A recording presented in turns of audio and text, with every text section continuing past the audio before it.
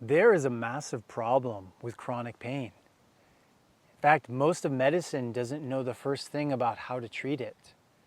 I mean, it's good for maybe acute pain, but in terms of chronic pain, if you're someone that is suffering from chronic pain and you've clicked on this, you know what I'm talking about. Millions to billions of dollars are out there have been spent to try to help you, either through this pill or this therapy. And yet, more and more people are experiencing chronic pain. So I wanted to make this video, actually I decided to make it into a 3-part video, to share with you one thing that you might be missing that could really be the catalyst for massive change and healing for you, as it was for me. So for many years I suffered for a lot of different types of pain, but I thought I'd share with you a story before I get into the one thing and see if you can figure out what this one thing is that could help you.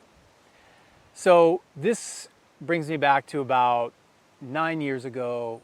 It was a transitional time. My wife was about 9 months pregnant. It was summer just like this, 9 months pregnant. And she was about to give birth to our child. And I got into an accident with playing soccer where it actually tore my quadricep tendon. And if anybody knows, has experienced that, it is some of the worst pain I have ever experienced. And I've had my share of pain, believe me. But this, man, my knee swelled up to the size of a volleyball.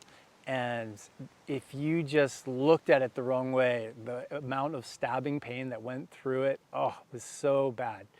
So I did what most of you would probably do. I went to the hospital, went to the doctor, got my MRIs. They drained the fluid out of my knee. And what they told me is, oh, we're going to do surgery right away. You know, the recovery is going to be incredibly slow. You're looking at somewhere between 6-8 months. And it was just like, oh, I was feeling so incredibly just depressed and sad about this, just because so many things flushed through my mind, like how am I going to be there for my wife, my new child? Am I going to be able to provide, right? I'm going to be out of commission, right? So all of these things were just circulating through me. And then I decided consciously, because I don't like to make decisions quickly, so I decided that I would sleep on it. And so that's what I did. And I woke up the next morning feeling inspired and fresh and remembering, hey man, you've gone through a lot of healing journey with your autoimmune, with fibromyalgia. You've done so much work. And now you teach this. I was filling up spaces with 40 to 45, 50 people coming to my classes and workshops. And I was like, you know what? Okay, bud, it's rubber meeting the road. You got to show them and show yourself in truth that you can heal this with what you teach. And so there I was. I made the decision not to do the surgery or do the physical therapy, and I was going to do my own. So what did I decide to do? Well, because I couldn't work or do lots of things, I just decided to sit on my front porch and give myself the time to heal. And so what I did was I sat there and, you know, it's like a lot of things I teach. First, I just started, you know, like, okay, you got to be still. You have to be quieting your mind, getting into that calm place, because that's what's going to heal you. It's not all the stress. So like you can imagine, most of you, I had so many layers of thoughts and concerns, worries and fears. Am I ever going to be able to walk properly again? Can I play soccer again? Am I going to be able to be there for my family? All that came up.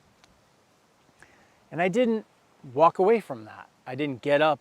I stayed in the space where I was and just let that move through me. Let that wash over me. and started to awaken some of my sensory awareness to felt sense of the sun. A lot of things I teach, you know, hearing the sound of the birds, the breeze, all of that, till finally I was able to come fully right here.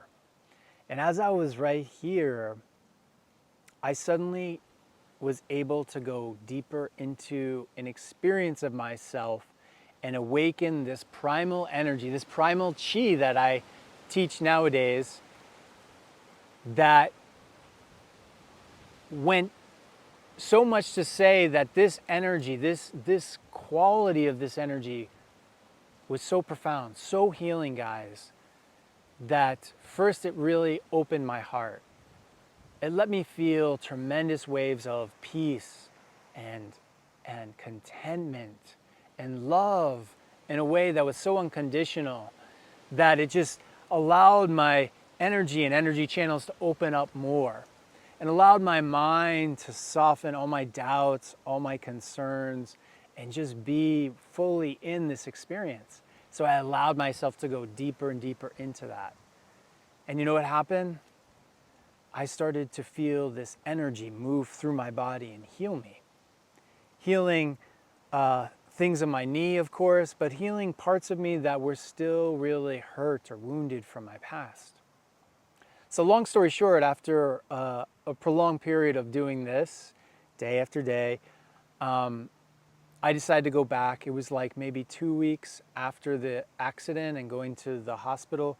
Went back to the doctor, and they looked at my knee, and oh, this is strange, you know, like knee feels really good. Like, let's do an MRI. Like, my quadricep tendon had completely healed. I no longer needed crutches. You should have seen the face of the doctor, bring in the assistant. So taken back. They were just completely in awe of what happened. They couldn't believe it. They almost thought they made a mistake on the previous diagnosis. That's how quickly this healing happened. And you know what that one thing, you're probably wondering in curiosity and knowing what that one thing is. Well, it's so obvious and so simple. And maybe you got it listening to my story. But that one thing is space, guys. I made space in my day so I could heal. And a lot of times, like, I've been doing this a long time, 20 plus years as a clinician, as someone that obviously walked through my own healing journey, but has helped hundreds of thousands of people on their healing journey, is consistently what shows up is people not making space. Now, in this first part, I thought it would be appropriate to break this down to first the physical. So my question to you is, are you making physical space in your home or living space? Because what I found with my clients is a lot of people aren't. A lot of people's literally physical space is cluttered with boxes, with old Amazon packages that need to get returned, to, you know, dishes and pots and pans in the kitchen, to bills stacking up, to many, many things, projects that have been unfinished that were just accumulating all throughout their space. And believe me, I'm not here to judge anyone here. I know what it's like when you're in chronic pain. It's so hard to do the simplest tasks. And so, one of the simplest things you can start doing, choose 5 things in your physical space today that you could put away, you could throw away, or you could just organize into some other space so it frees up a little bit more space in your living. So, because it's an interesting thing, the mind and what we see, when we see a lot of things, material, it registers in our brain in a way that causes a stress response. Isn't that interesting? So when like you look out into a place like this where there's a lot of space, it actually causes that stress response to relax a little bit. I'm pausing because I'm getting bit by, I think, an ant, and I am. Sorry, ant.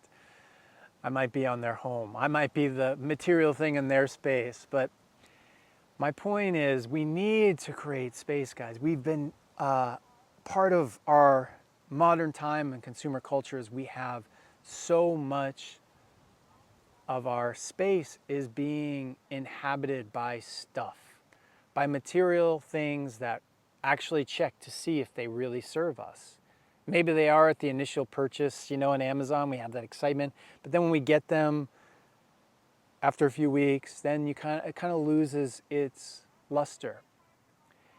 And so my point is not for you to become a minimalist. I mean, if you choose to, that's great. But is to really guard this space in your home, in your work, on your desk. Clean it out. This will help so much in the beginning, just giving you more energy to help you take that next step that you need. So I know it sounds simple, but I'm going to get into in the next video how you can do this also in your day, creating this space. So make sure you watch that and see, let me know in the comments below what you think about this concept of creating space in your day, in your physical space, to help you begin the process of healing. Let me know in the comments below. And before I forget, there's also a free offer below that I highly recommend. It's a masterclass on more about how this kind of space, mind-body medicine, how you can begin the process of healing yourself in your chronic pain. Thank you. And make sure, grab this next video. This is number 2 coming on up. I'll see you in the next video.